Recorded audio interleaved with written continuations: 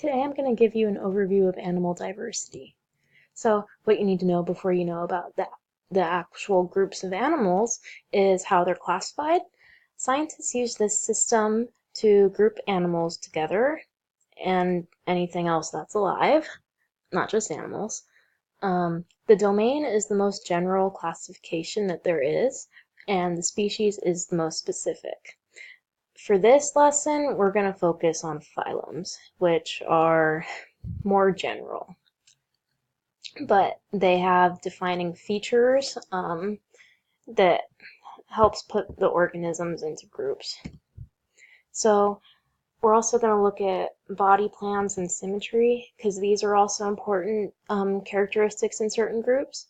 So some body plans you have in general are these deal with body cavities. So animals will either have no body cavity, a false body cavity, kind of like a tube within a tube. It's not an actual cavity.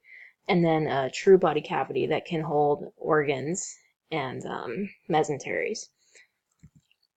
And then we look at symmetry. There are some different types. There's asymmetry, which is a lack of symmetry, like a blob. And then there's also radial, which is the same image repeating around a fixed point, like that pie kind of shape right there. And there's also bilateral, which is two mirrored halves. You'd see this with humans when you're looking directly at your face. Now moving on to the animal groups. First we have Porifera, which is the sponges. These are a very primitive animal, and they lack true body tissue. They're mostly just a bunch of cells working together. And then we move on to Cnidaria, which includes sea jellies, anemones, hydra, and coral. And these guys are characterized by cnidocytes, which are cells that can sting things, and they can also sting humans. So you should be careful when you're at the beach, because some of these jellyfish are actually lethal. That's a jellyfish. Next, Platyhelminthes. These are the flatworms. You don't really see these guys because they're small or they live in the ocean.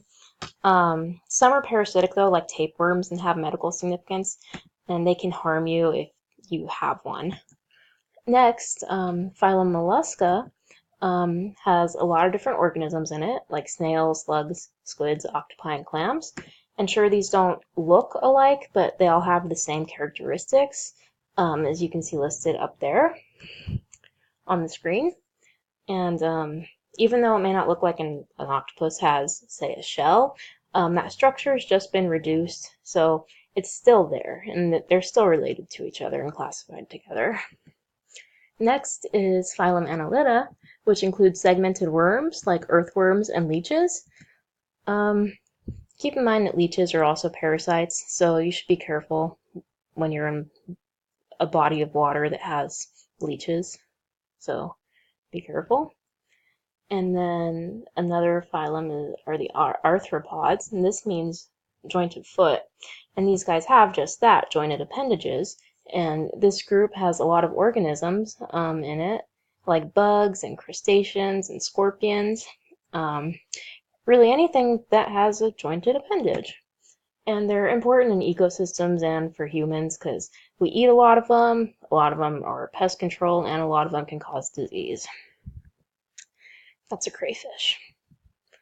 Moving on, we have the echinoderms. These include sea stars, brittle stars, sand dollars, and sea urchins. These guys are characterized by a water vascular system, which is totally unique to this phylum. No other phylum has it. They have a series of canals in their bodies, and they have tube feet on the underside of them that help them move and catch food. Then Chordata, we belong to this group, and it has many subgroups. And the defining characteristics, a postanal tail, pharyngeal slits, a dorsal hollow nerve cord, and a notochord. Now, chordates, including humans, have had all these characteristics at some point in their life, but some of them may be lost in development. Like you don't see many people walking around with a tail because we lost it when we were an embryo. So then getting a little bit more specific, the subphylum Vertebrata is part of the phylum Chordata, and this includes chordates that have a backbone.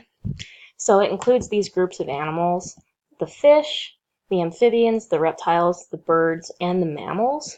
And You see these last three are grouped together as amniotes, which means that they have an egg that won't dry out, either because it has a shell or because it's retained inside the mother, which is something that you'd mostly see with mammals.